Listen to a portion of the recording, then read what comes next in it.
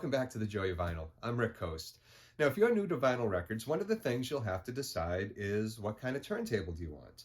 Now, there are a lot of different choices, and sometimes there's quite a few rabbit holes you'll fall into as you try to decide, what kind of turntable do I need? What fits my price range? What are some of the features? And one of the features you'll run into is automatic or manual.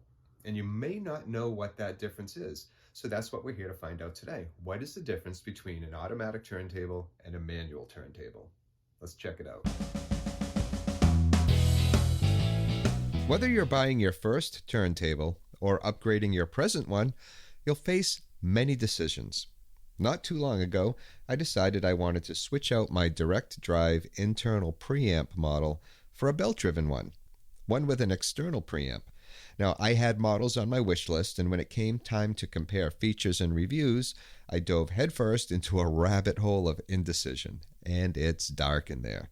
For every great review, there's a bad one. And for every reason to choose a model, there's a reason to cross it off the list. The only thing I was sure of, which helped me shorten my list, was that I wanted a manual turntable instead of an automatic one.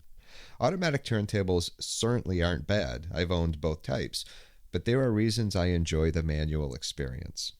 As I've said in a previous episode, I'll never tell you what you should do. My goal is to inform and to share. So let's start. We'll kick it off with automatic turntables. Automatic turntables will take care of everything the moment after you push a button. You have to place the record on the platter, of course. We don't have robots to do that for us yet, but after pressing start, you can walk away, sit down, or even fall asleep. The turntable has your back.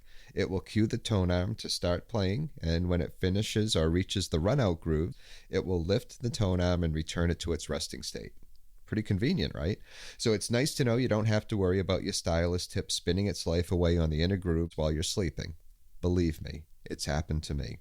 We had guests for dinner, so I put on a jazz record at low volume for everyone's listening pleasure. After much conversation and a couple of drinks, I didn't realize the side had ended. It was so quiet, I never heard it when we shut off the lights and went to bed. I didn't realize the record was still spinning until the next morning, 8 hours later. I was so freaked out by it, I immediately grabbed my laptop to buy a new stylus. I overreacted. If that ever happens to you, you don't have to buy a new stylus unless it's near the end of its life. Somewhere around 1,000 to 1,500 hours of playing time. I'm admittedly weird when it comes to my records and what touches them. I get worse with age, too. I actually feel bad for those records I bought when I was a teenager before I knew what to do, and especially what not to do. Fortunately, most of them survived my ignorance. So are there downsides to automatic turntables? Possibly. There are more moving parts to contend with. The tone arm itself is connected to the platter, or else it wouldn't know when to stop, which adds more overhead and chances for failure. It's like those refrigerators with automatic ice makers, and they also, some of them have digital displays. The more you add to a device's primary function, the more that can go wrong and the more potential repair woes in the future. There's also the chance that all of that extra mechanics affects the sound quality. There's a lot going on there. Convenience almost always comes with a price, and in this case, the reduction in sound quality is probably negligible.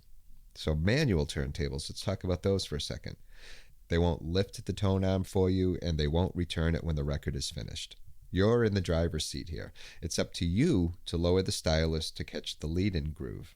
I made sure the custom model I ordered included a cue lever to assist with this. I'm clumsy, and my fingers shake when I lower the stylus without one. The same goes at the end. Thank the vinyl gods for cue levers.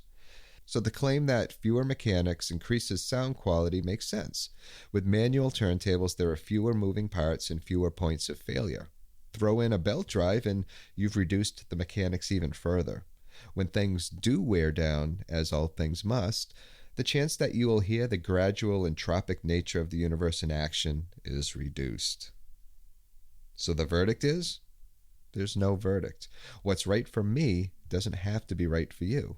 We can all agree on the benefits of keeping your records clean and caring for both them and your stylus.